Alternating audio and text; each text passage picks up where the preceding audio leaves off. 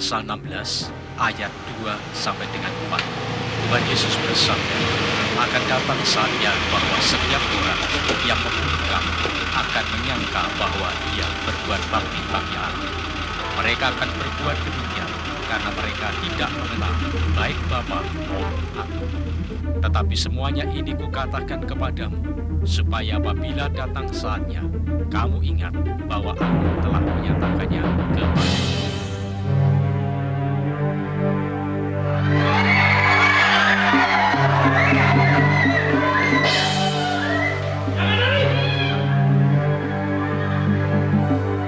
Gambar Tuhanmu itu.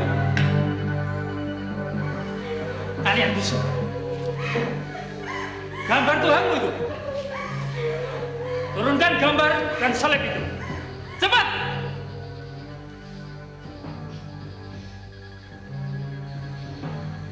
Cepat! Turunkan!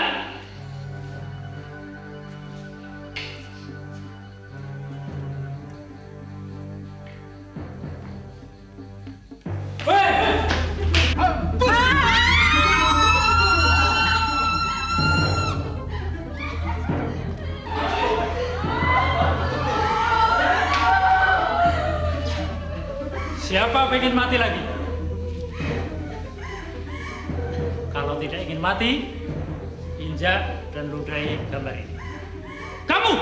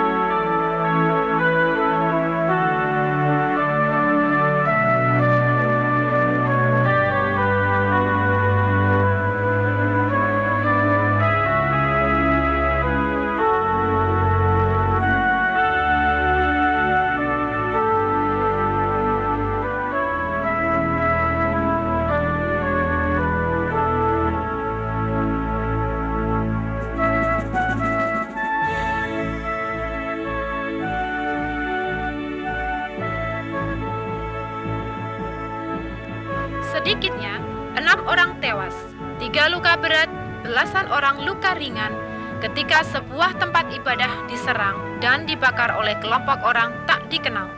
Selain korban manusia, sebuah bengkel mobil dan 4 bangunan rumah di sekitar tempat ibadah tersebut turut terbakar. Loh, memangnya Mama mau kemana? Wah, hari ini di gereja kan ada PA. Situasi saat ini sedang rawan. Nggak usah ke gereja dulu, Ma. Loh, memangnya kenapa? Penyerangan itu Baru saja di TV diberitakan, Ma. Ada gereja diserbu dan dibakar lagi, Ma. Lalu, ada beberapa orang yang mati. Kejadian Apa Mama ini tidak takut merupakan mati? buntut dari isu sara yang dihembuskan oleh kelompok orang yang Tuh, lihat. tidak bertanggung jawab. Di dalam Matius Sampai 10 sekarang, ayat kelompok penyerang 28 tersebut Tuhan belum Yesus diketahui bersabda, identitasnya. janganlah Pihak kamu keamanan takut kepada menghimbau mereka yang masyarakat dapat agar membunuh tetap tubuh, tenang dan tetapi terpancing tidak oleh berkuasa isu-isu membunuh yang jiwa. menyesatkan. Takutlah Atas terutama berbagai kejadian kepada Dia kerusuhan dan yang penyerangan berkuasa terjadi akhir-akhir membinasakan ini baik telah jiwa mengundang maupun tanggapan tubuh dari di berbagai dalam pihak. neraka. Sebagian besar Jadi kenapa menyesalkan harus tindak takut? kekerasan yang makin Ikut meningkat ya, Pak, ya? akhir-akhir ini. Ah, Dari kawasan lain males, Mah. mengatakan bahwa sebuah bis Mama mau syarat berangkat dengan dengan siapa, Ma? penumpang Ya, telah dengan terjadi Rosa. Sedikitnya 35 orang tewas. Fokus Info, selamat sore. Baru saja kami menerima berita telah terjadi lagi kasus pemerkosaan. Kali ini korbannya adalah seorang ibu berusia 34 tahun dengan seorang putrinya. Peristiwa ini terjadi di Taman Kota. Disinyalir pelakunya adalah segerombolan anak nakal yang sering nakal di taman itu. Sampai saat ini polisi masih biar aku antar, Ma. para pelaku. Ya jangan cuma Sedang kedua korban masih dirawat di rumah sakit. Demikian fokus di. Iya, sudah.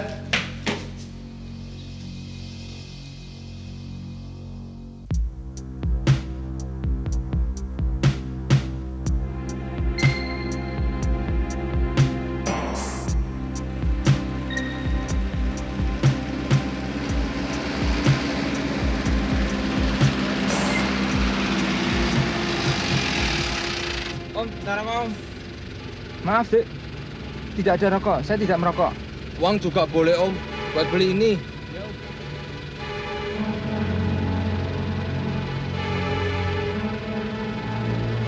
Cuma gojeng. Perang nih. Stop, Om. Perang, Om. Tambah, Om.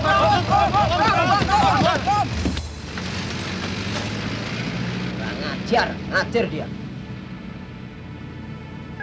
5.000 lumayan lah. Lumayan apanya, sebotol aja tidak dapat.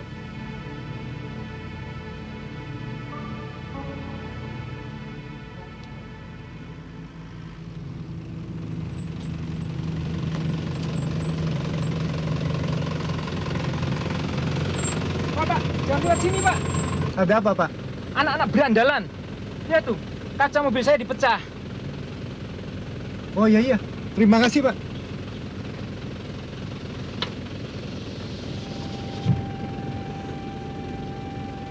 Malam ini kita akan membicarakan tentang peristiwa akhir zaman, tentang kedatangan Tuhan Yesus kedua kali. Peristiwa akhir zaman. Secara garis besar dapat saya gambarkan sebagai berikut. Dari skema ini kita dapat melihat bahwa kedatangan Tuhan Yesus kedua kali sudah dinubuatkan dalam dua tahap yang berbeda. Tahap pertama, Tuhan Yesus datang dengan malaikatnya di udara untuk mengangkat umatnya. Jadi Tuhan Yesus tidak mendarat di bumi. 1 Tesalonika pasal 4 ayat 16 dan 17. Di sana dicatat, pada saat itu orang-orang beriman yang sudah meninggal bangkit lebih dahulu. Kemudian orang-orang beriman yang masih hidup dan yang setia serta selalu berjaga-jaga berubah dalam sekejap dan bertemu dengan Tuhan Yesus di angkasa. Sungguh suatu peristiwa yang terjadi secara tiba-tiba, seperti kedatangan pencuri. Tiba-tiba begitu banyak orang hilang lenyap. Wahyu pasal 16 ayat 15 mengatakan, lihatlah, aku datang seperti pencuri. Berbahagialah dia yang berjaga-jaga. Bagi orang-orang Kristen yang setia, hari ini merupakan hari yang sangat dinanti-nantikan. Kedatangan tahap yang kedua adalah Tuhan Yesus datang untuk seluruh dunia, yaitu untuk menghakimi orang-orang yang berdosa. Saudara-saudara, apa yang terjadi pada waktu ini? Dalam Wahyu pasal 19, Tuhan Yesus bersama orang-orang sucinya turun untuk masuk dalam perang Harmagedon. Dengan nafas mulutnya, iblis, roh nabi palsu, antikris, dan semua pengikutnya dikalahkan dan dibinasakan. Zakaria pasal 14 ayat 4 dan 5. Tuhan Yesus turun dengan orang-orang sucinya dan menjejakkan kaki di atas bumi di Bukit Zaitun. Kedatangan Tuhan Yesus ini betul-betul mendarat di bumi, diteruskan memerintah dalam kerajaan 1000 tahun. Saudara-saudara mungkin bertanya, apa yang terjadi di antara tahap pertama dan tahap kedua? Di antara tahap pertama dan tahap kedua adalah zaman antikris. Setelah gereja dan Roh Kudus diangkat dari muka bumi, dunia benar-benar tanpa Allah. Inilah masa kesusahan besar. Wahyu pasal 7 ayat 14 menyebut juga zaman aniaya dahsyat.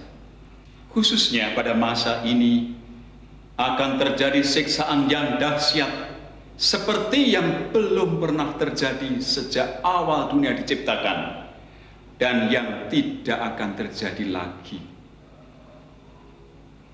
Kitab Injil Matius pasal 24 ayat 21. Di sini siksaan yang dahsyat yang belum pernah terjadi. Betapa mengerikan, saudara dapat bayangkan sendiri. Maka saat kita sekarang ini, saudara-saudara, adalah kesempatan emas untuk kita hidup dalam kekudusan dan kemuliaan. Supaya kita semua terangkat dan dapat memerintah bersama Tuhan Yesus di dunia yang sudah dipulihkan dalam kerajaan 1000 tahun. Jangan sampai saudara-saudara tertinggal dan jatuh ke dalam masa aniaya besar zaman antikris. Yang tertinggal seumpama 5 gadis bodoh yang mempunyai pelita tetapi tidak mempunyai persediaan minyak.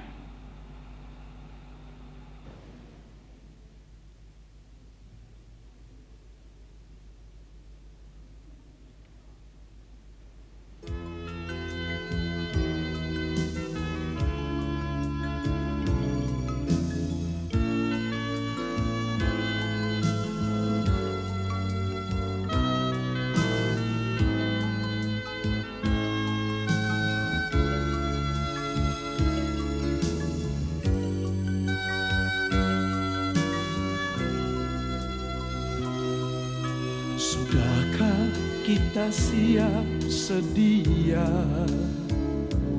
menghadapi datangnya Yesus kelak kembali untuk mengangkat kita semua yang sungguh-sungguh berharap padanya? Sudahkah kita siap sedia menghadapi datangnya Yesus kelak kembali untuk mengangkat kita semua yang sungguh-sungguh berharap padanya? Mari kita sembah Yesus, Dia Raja, di hadapan tahta kemuliaan yang kudus. Selama waktu ini masih ada, kita bernafas di dalam dunia. Mari kita sembah Yesus, Dia Tuhan, di hadapan tahta kemuliaan yang kudus. Selama waktu ini masih ada, sembahlah Yesus selama-lamanya.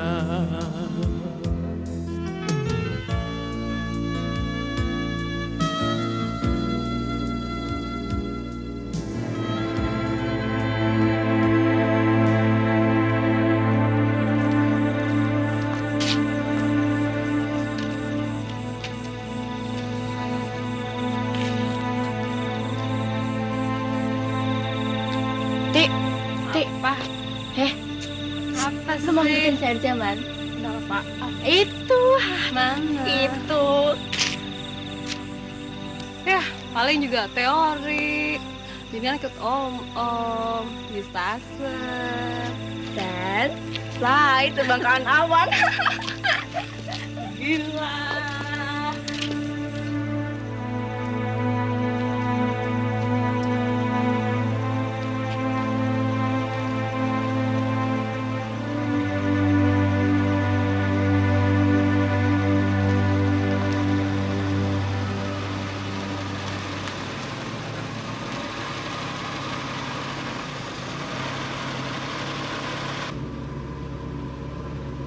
Saya Om. Iya, kamu. Asik.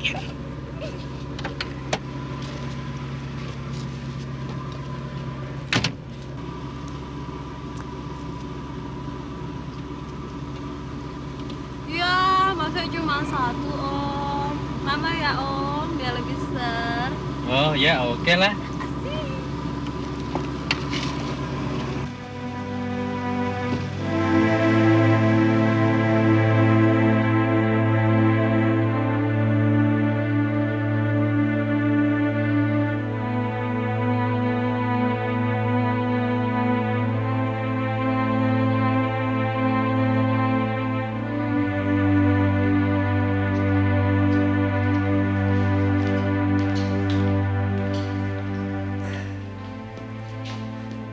Pendeta itu bisanya cuma nakut-nakuti orang saja.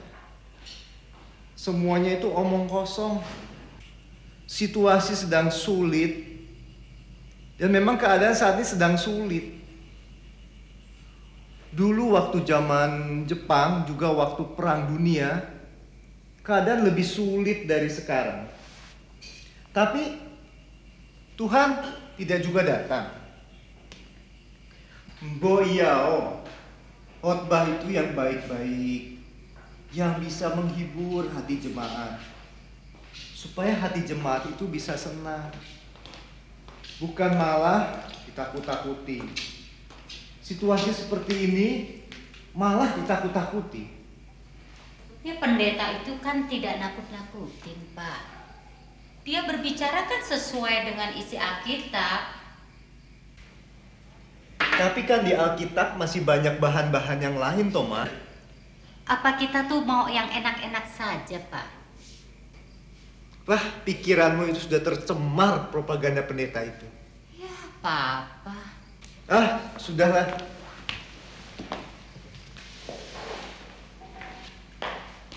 Oh iya, Ma. Lusa aku keluar kota. Lusa kan hari Minggu, Pak. Aku ada urusan kantor sedikit. Ya memangnya Papa berangkat jam berapa? Pagi-pagi sekali, Ma. Apa Anda bisa Papa ke gereja dulu? Apa? Ketemu pendetamu itu lagi? Males.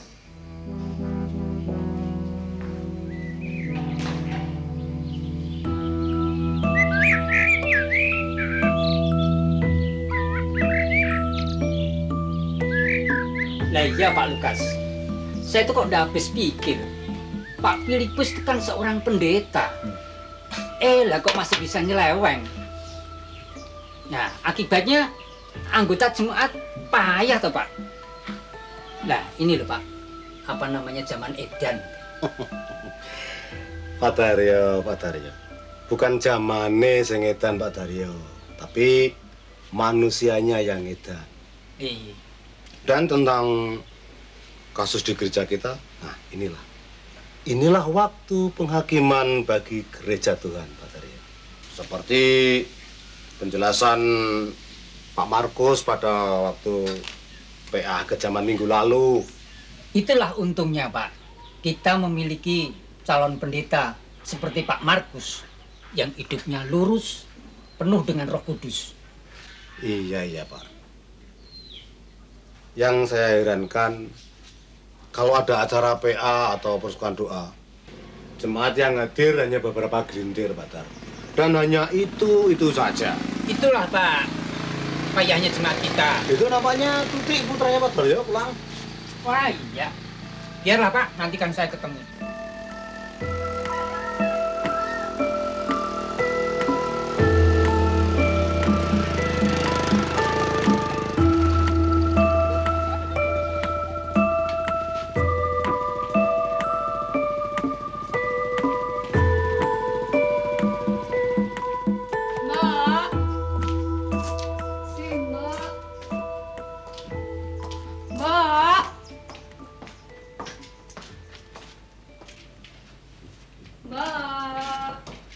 Loh, kamu Tut, kok sudah pulang? Kangen, Mbak. Kamu tidak apa-apa toh? Baik, Mbak.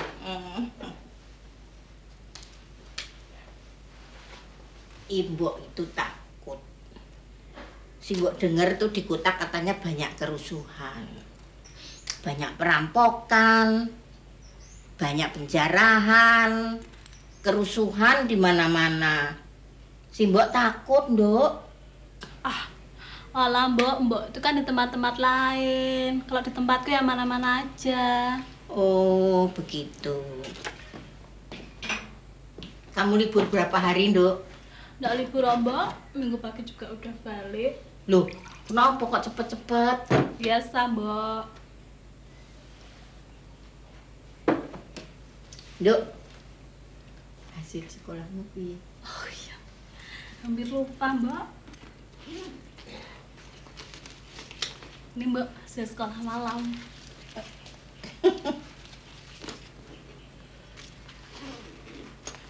Jangan sampai ketahuan bapakmu, Nduk.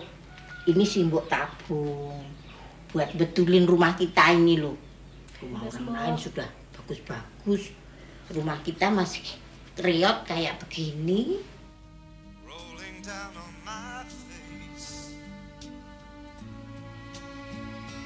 Trying to forget my feelings of love.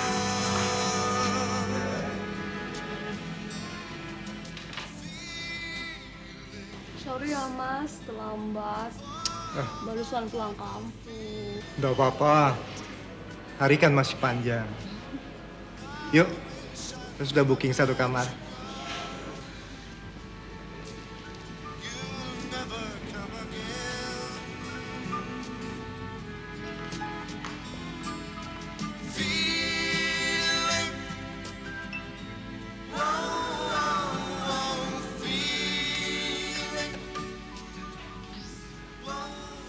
Halo, Lisa. Apa kabar, Lis? Ini Mama. Baik-baik aja, Ma. Cuman Lisa agak pusing. Loh, kamu sakit? Periksa ke dokter dong. Pusing bukan karena sakit, Ma. Tapi pusing mikirin teman-teman yang saat ini makin aneh-aneh. Nyindir nih ya. Loh, aneh-aneh kenapa? Kamu harus hati-hati loh, Lis. Jangan khawatir, Ma. Lisa bisa jaga diri kok.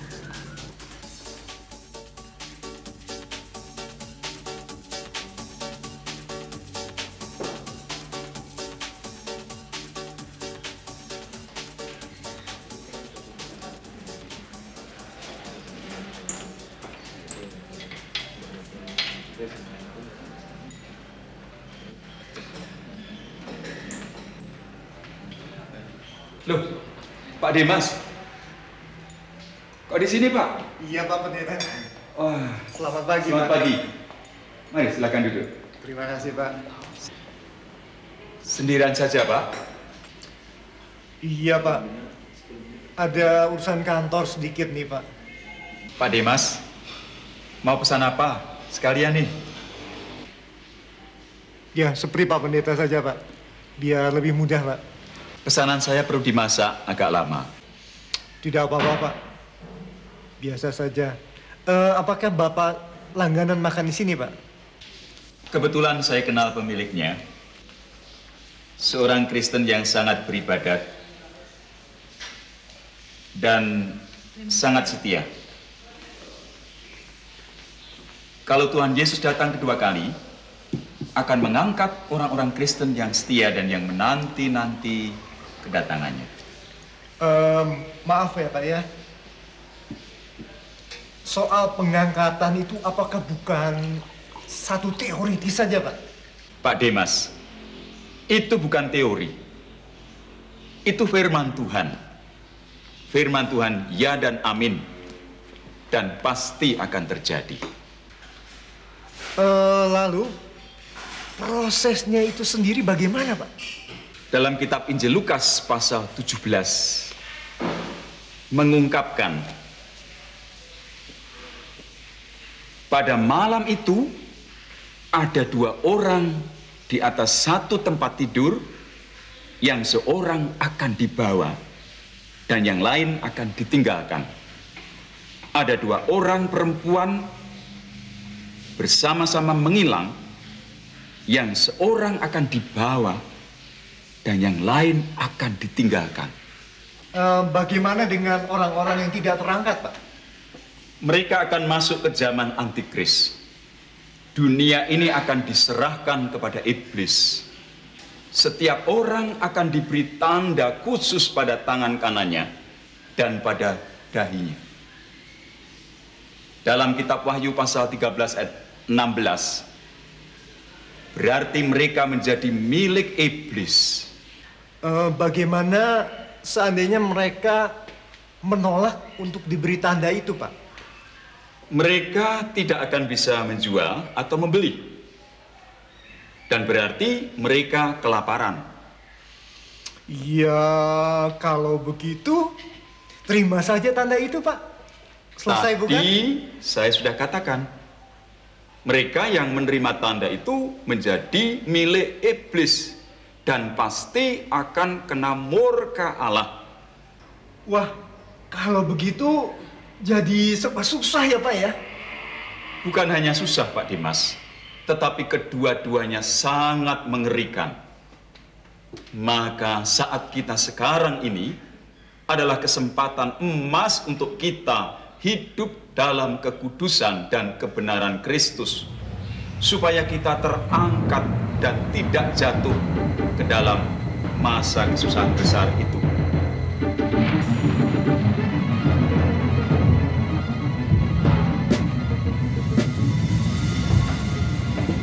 Pak Pendeta? Pak Pendeta? Pak Pendeta? Pak Pendeta hilang. Masa hilang? Bajunya Pak Pendeta. Iya. Bisa hilang? Hilang. Pak?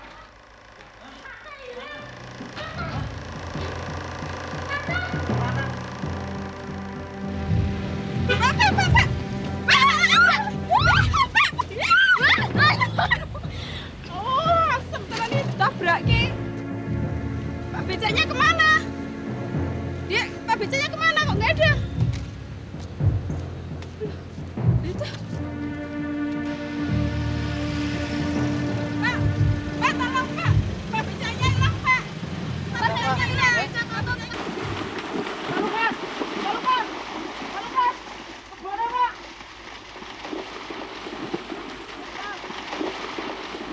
Pak, kebunnya Pak.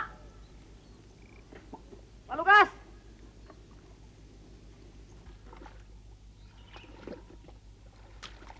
Loh, ini kayak pakaiannya Pak Lukas ya? Kemana ya Pak Lukas? Pak Lukas?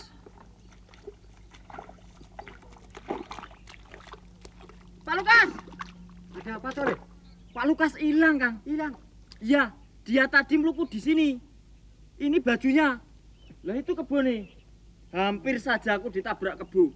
Sial tenan aku hari ini. Saudara, goncangan gempa ringan yang terjadi hari ini dibarengi dengan hilangnya beberapa orang secara misterius dengan ciri-ciri yang sama. Mereka meninggalkan barang-barang yang mereka pakai atau mereka bawa. Saat ini saya berada di Taman Bukit untuk melaporkan peristiwa tersebut. Kalau Anda jelaskan peristiwa yang baru saja Anda lihat. Begini ya Mbak, saya cerita pun Anda akan tidak percaya. Tapi yang jelas, waktu saya duduk di kampungan itu, nah, saya jelas melihat 3 orang duduk di sini. Terus orang itu katanya berdiskusi atau bagaimana. Buku itu nggak yang buat diskusi atau bagaimana dibuka-bukanya gitu. Tapi tahu 3 orang itu menghilang tak kemana. Anda benar-benar sadar dan melihatnya sendiri? Iya, saya jelas. Yang saya jelas melihat 3 orang duduk di sini. Tahu hilang tak kemana saya juga nggak tahu. Apakah ada saksi mata lain yang melihatnya? Aduh, kalau saksi mata lainnya saya nggak tahu ya Mbak ya. Tapi yang jelas waktu saya melihat itu 3 orang tuh jelas duduk di sini. Terus tahu-tahunya hilang tak kemana? Tinggal ini baju dan apa yang dipakainya tinggal di situ aja. Itu baik, Saudara-saudara, saat ini kami tengah berada di pemakaman umum Sekar Jagad untuk melaporkan peristiwa yang sedang terjadi. Seperti Anda saksikan, banyak orang berkerumun di sini untuk mengetahui apa yang sebenarnya sedang terjadi. Menurut keterangan para saksi mata, hari ini banyak kubur yang retak-retak dan juga ada yang gundukan tanahnya tiba-tiba longsor ke bawah. Apakah ini masih ada kaitannya dengan hilangnya beberapa orang secara misterius di berbagai tempat? Masih menjadi tanda tanya yang besar bagi kita semua. Nungki dan Kurniawan melaporkan. Berita dari seluruh penjuru dunia mengungkapkan hal yang sama. Terjadi kemparingan dan hilangnya secara misterius orang-orang tertentu dengan ciri-ciri yang sama, meninggalkan barang-barang yang mereka bawa atau mereka pakai. Terjadi banyak kecelakaan lalu lintas. Kami juga terima berita adanya pesawat yang jatuh menimpa sebuah gedung sehingga terjadi kebakaran yang hebat. Juga beberapa rumah terbakar sedang penghuninya menghilang. Banyak pemerintah nasional meminta bantuan pada jaringan pemerintah global. Jaringan pemerintah global akan melakukan tindakan darurat. Bagaimana dengan anak-anak dan istriku? Terangkatkah mereka? Ternyata Pak Pendeta itu benar. Orang-orang yang tidak terangkat adalah orang-orang yang tidak percaya pada Tuhan Yesus dan orang-orang yang hidupnya tidak menuruti keinginan roh tetapi menuruti keinginan daging. Galatia 5 ayat 19-20 mengungkapkan perbuatan daging telah nyata, yaitu percabulan, kecemaran, hawa nafsu, penyembahan berhala, sihir, perseteruan, perselisihan, iri hati, amarah, kepentingan diri sendiri, percideraan, roh pemecah, kedengkian, kemabukan, pesta pora, dan sebagainya. Barang siapa melakukan hal-hal yang demikian, ia tidak akan mendapat bagian dalam kerajaan Allah. Roma 8 ayat 13. Sebab jika kamu hidup menurut daging, kamu akan mati. Tetapi jika oleh roh kamu mematikan perbuatan-perbuatan tubuhmu, kamu akan hidup.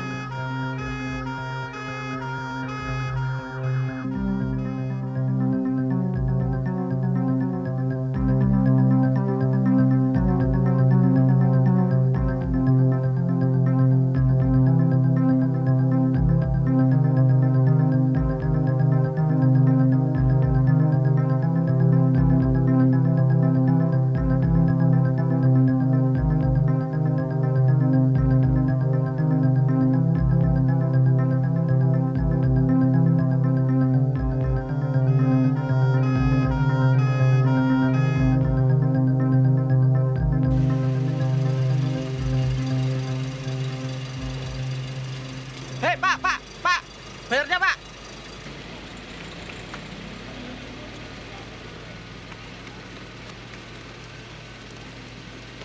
Loh, Pak.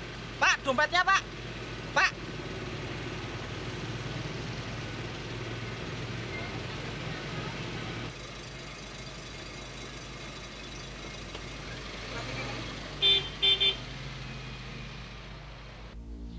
Rizka?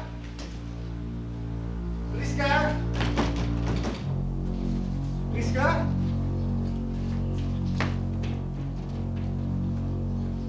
Rosa?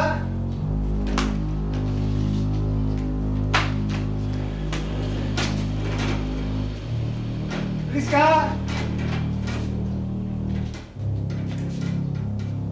Rosa? Papa pulang, Rosa? Rizka? Rizka? Pak Andi? Pak Andi? Pak Andi lihat anak istri saya pergi, Pak. Tidak itu, Pak. Tidak. Tidak. Ini tadi saya juga dari rumah ayahku.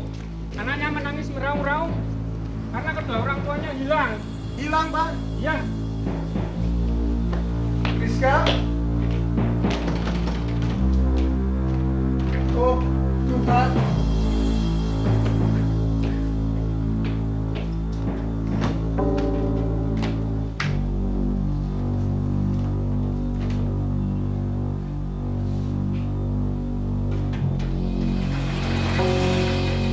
Loh, nggak dikunci, Pak? Hah?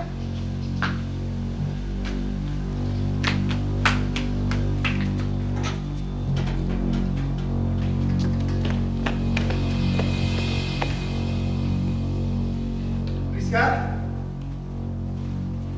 Rizka? Rizka?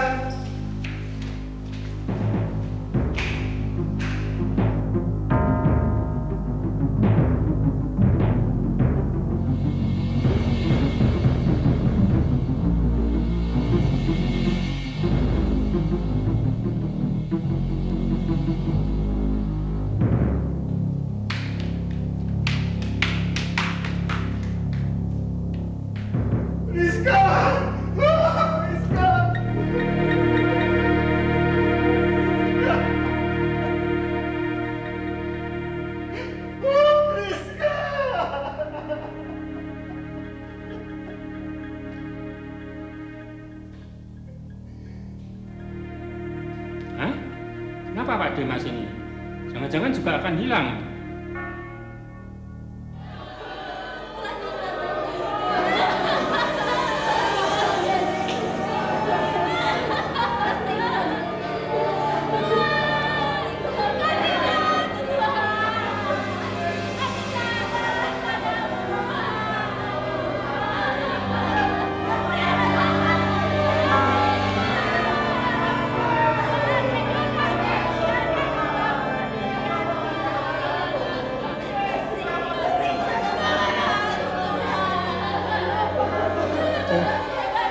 Mengapa aku dulu tidak mau mendengar nasihat Pak Pendeta? Ampunilah aku, Tuhan. Ampuni.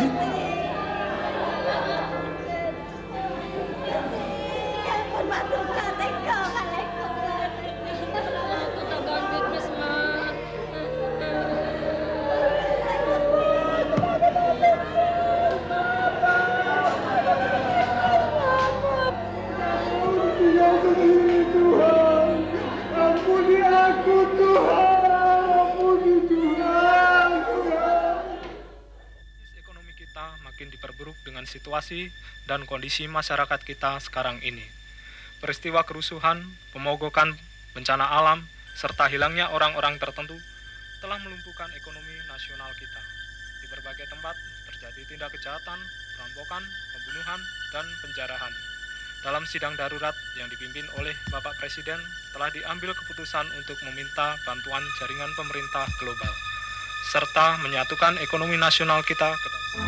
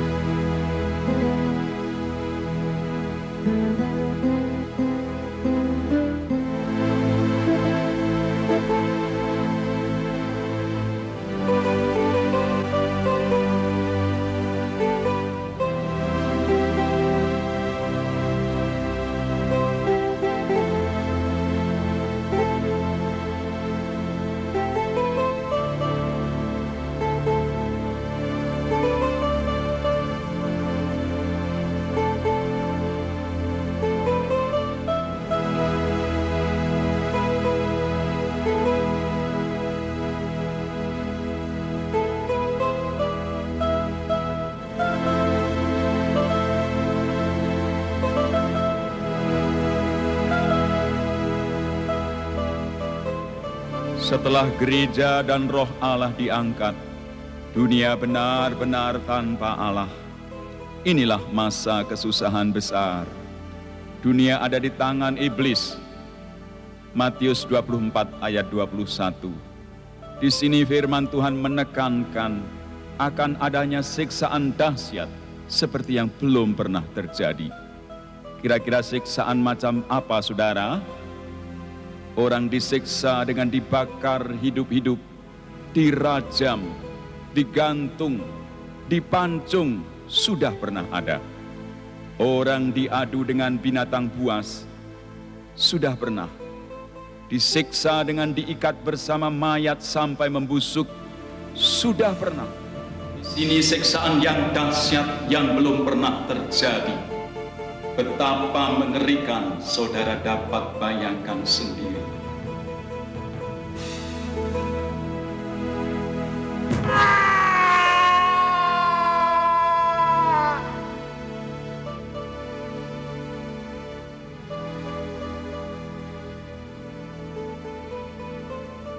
Oh, ampunilah aku, Tuhan. Ampuni aku. Kuatkan aku.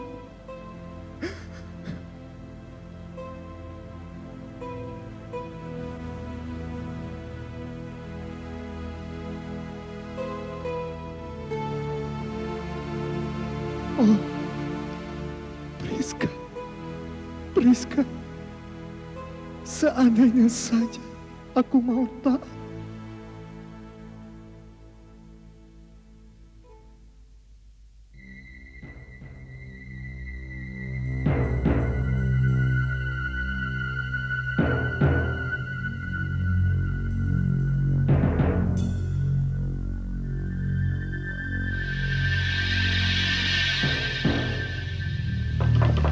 Pak Dimas. Pak Dimas. Pak Dimas. Oh, Pagi, Pak Dimas. Selamat pagi, selamat pagi. Mari. Ada apa Pak Simon? Mari, mari. Silakan duduk, Pak. Wah, keadaan semakin kacau balau. Gawat, dunia semakin kacau. Maksud Pak Simon? Coba kamu putar televisinya.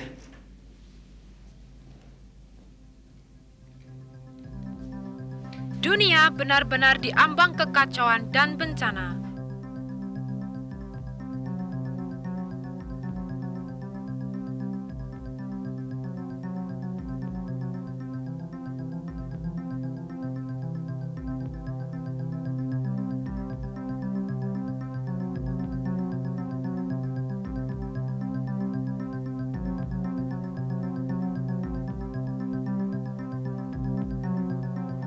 Dalam beberapa bulan ini, penduduk dunia menyaksikan ke arah hancurnya dunia. Terjadi bencana alam, gempa bumi, angin taufan, hujan meteor, dan banjir besar yang melanda banyak tempat. Dan mengakibatkan korban jiwa serta musnahnya harta benda yang tak terkirakan. Kelaparan yang melampaui ambang batas terjadi di mana-mana. Kekacauan dan peperangan di banyak negara turut menghancurkan ekonomi dunia. Nasib dunia makin terpuruk dengan peristiwa hilangnya secara misterius sebagian penduduk dunia. Dan saat ini, kita dihadapkan pada bencana yang lebih besar lagi, yaitu lumpuhnya jaringan komputer dunia.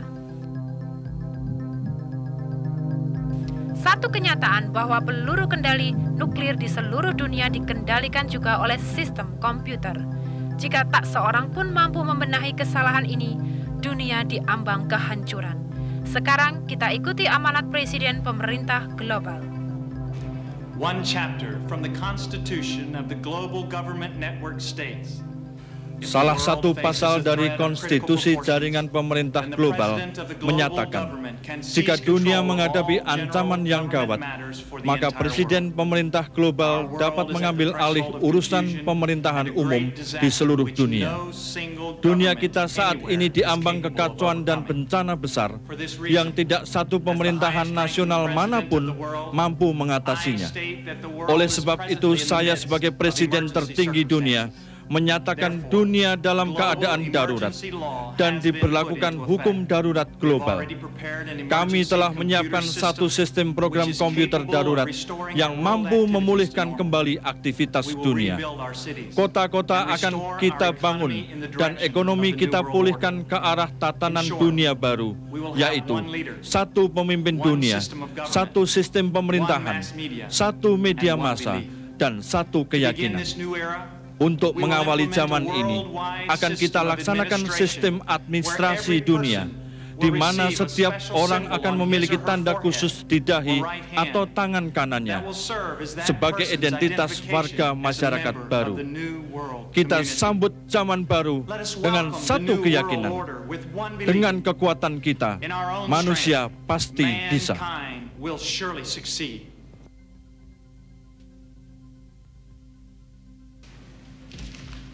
Pak Dimas, coba ini dibaca sebentar, Pak. Apa ini, Pak? Data ini aku salin dari jaringan internet pemerintah global. Seluruh kegiatan keagamaan dilarang keras, Pak. Ini fitnah, Pak. Ini betul-betul satu fitnah yang sangat keji. Mana mungkin ada orang Kristen menghilangkan orang Kristen yang lainnya? Tidak mungkin, Pak. Sebab anak istriku juga hilang, Pak. Istri Bapak hilang? Hilang lenyap begitu saja? Ya, Tuhan sudah menubuatkan kejadian ini, Pak. Kita saat ini sedang memasuki satu masa kesukaran yang sangat besar, yang kita sebut zaman antikris, Pak.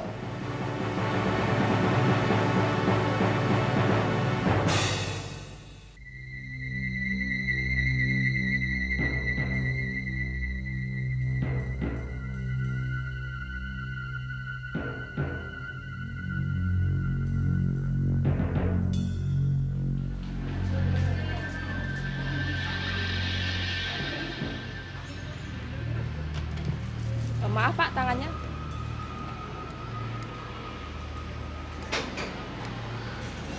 Maaf, Pak. Toko ini telah masuk jaringan ekonomi global. Silakan Bapak hubungi petugas. Kalau begitu, saya kembalikan ini.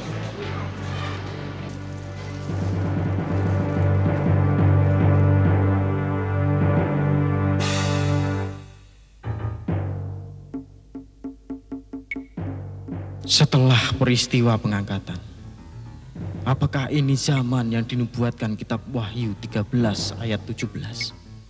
Tidak seorang pun yang dapat membeli atau menjual selain daripada mereka yang memakai tanda itu.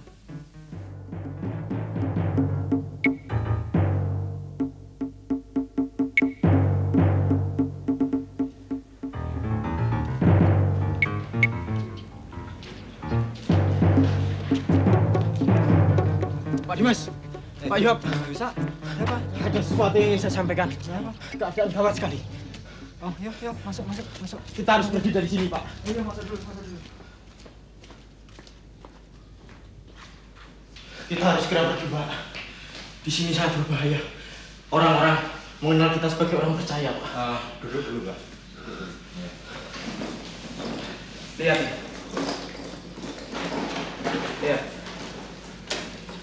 Kalau kita tidak bisa membeli makanan, saya akan barter dengan ini. Ada masalah apa lagi, Pak? Pendataan penduduk telah dilakukan dengan keras, Pak. Semua penduduk telah diberi kode khusus 666 dengan sebuah chip memori di dahi atau di tangan kanan. Bukankah ini meterai antikris? Kalian ingat nubuatan kita, Wahyu? Pak Yusa, jangan terlalu dibesar-besarkan begitu. Itu bukan antikris. Itu cuman suatu sistem administrasi modern yang pakai komputer-komputer canggih yang dipakai untuk mengatur jutaan orang. Bukan antikris itu. Tapi antikris akan memakai cara ini juga, Pak, untuk memeteraikan orang-orangnya. Pak Yusa, dari apa yang aku pernah baca, meterai antikris itu adalah cengkeraman roh jahat. Dan angka 666 itu adalah angka roh Mamon. Lalu orang yang dicengkeram oleh meterai antikris itu akan nekat mencari harta dan uang sehingga mereka berani terang-terangan berbuat dosa. Untuk apa? Untuk mendapatkan uang, dan uang. Misalnya, penipuan, mengikat perjanjian dengan setan, lalu pembunuhan, dan segala macam dosa yang lainnya untuk mendapatkan harta. Itulah yang dimaksudkan dengan meterai antikris, Pak. Baca di mana, Pak? Dari buku Akhir Zaman milik istriku, Pak.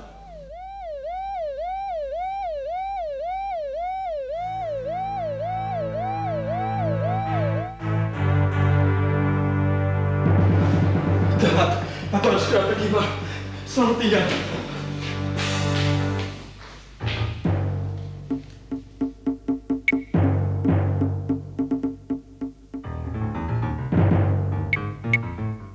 Ini perintah. Untuk mengamankan cadangan bahan makanan, maka seluruh makanan harus dikumpulkan. Dan tanpa kecuali, seluruh warga harus didaftar dan diberi tanda khusus di dahi atau di tangan kanan. Dan Anda diberi kesempatan untuk taat dan setia pada Tuan Agung pemimpin dunia. Dan bagi yang melawan, berarti musuh bersama. Dan untuk wilayah ini, pendataan akan diadakan di Balai Kota. Pastikan dia ada terdaftar. Dan ini nomor kode saudara.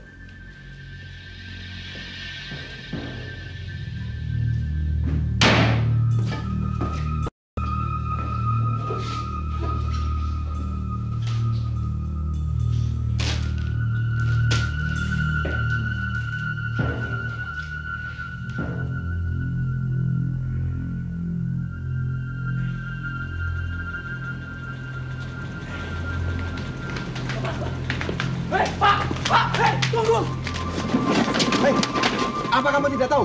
Menimba di belakang bisa dihukum. Ah, setan!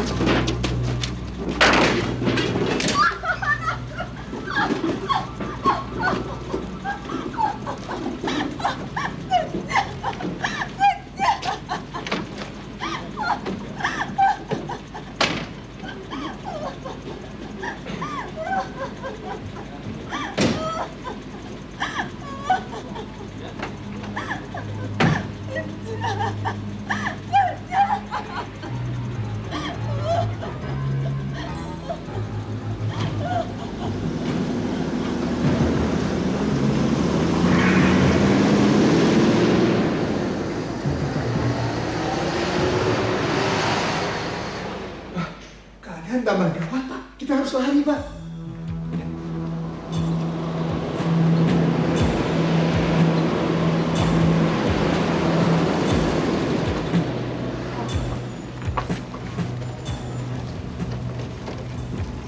Berhenti! Oh, apa itu? Apa kesalahan saya, Pak? Kota sedang panik, malah membawa lari harta. Bawa dia. Itu barang-barang saya sendiri, Pak. Nanti dikatakan.